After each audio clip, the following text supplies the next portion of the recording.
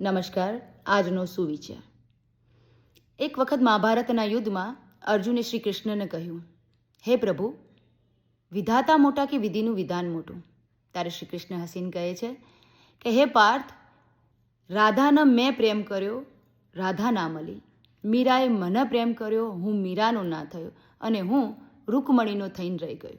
જ્યારે હું વિધાતા થઈ વિધિનું વિધાન નથી બદલી શક્યો, તો માણસનું તો શું છે?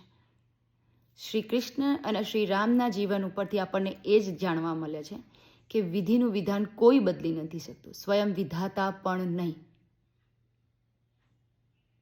એટલે આપણા જીવનમાં શાંત રહીએ, હાઈપર ના થઈએ, વિધિનું વિધાન છે સ્વીકારીએ અને એ જ પ્રમાણે ચાલીએ, તો જે તકલીફો છે ને એ ઘણી ઓછી થશે. જે કંઈ નથી મેળવેલું, જે કાશમાં રહી ગયેલું છે ને, એ ખાસ થશે.